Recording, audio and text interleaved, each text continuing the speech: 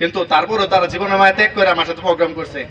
তারা হয়তো অনেকেই এখন মানে জীবিকা নির্বাহের জন্য প্রবাসে চলে গেছে, কয়েকজন অনেকেও আছে, কিন্তু তাদের যে আমার সাথে থেকে যে পরিশ্রম করছে, তাদের যে পরিশ্রমের ফল, এখনো তাদের পরিশ্রমের ফলে আজকে আমি উপজেলা সাংগঠনিক সম্পাদক হতে পেরেছি। তাই কারণে মানে কাজ করলে কাজ করলে তাদেরকে সবসময় মূল্যায়ন করতে হয়। তারা পরিশ্রম করছে, আজ তাদেরকে মূল্যায়ন করতে হবে। তারা হয়তো নাই এখন, কিন্তু বিগত আন্দোলন সংগ্রামে যথেষ্ট ভূমিকা রাখছে। যাতে আপনারাও আন্দোলন করেন, আন্দোলন সংগ্রামে ভূমিকা রাখেন, আপনারাও আস্তে আস্তে বড় হতে পারেন। পরিশ্রম না করলে কিছু হয় না।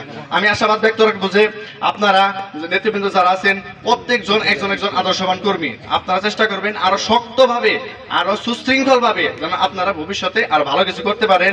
আমাদের কালিহাতী উপজেলা ছাত্র দলের আমাদের যে সভাপতি এবং সাধারণ সম্পাদক মহোদয় আছে, তারা যেন আরো বড়সড় ভাবে আপনাদেরকে নিয়ে এগিয়ে যেতে পারে। এবং আমাদের যে ঢাকা বিভাগের সহ সাংগঠনিক সম্পাদক, কালিহাতী মামাটি গণমানুষের নেতা, জননেতা জনাব বেনজির আহমেদ টিটু ভাইয়ের হাতকে শক্তিশালী করতে সর্বোচ্চ ভূমিকা রাখবে ছাত্রদল। কাজেতেই সেই অনুসারে কালিহাতী উপজেলা ছাত্রদলের শাখা হিসেবে নাগবাই রিয়ন যেন সর্বোচ্চ ভূমিকা পালন করতে পারে, সেই কথা ব্যক্ত রেখে আমি আমার বক্তব্য এই জায়গায় শেষ করছি।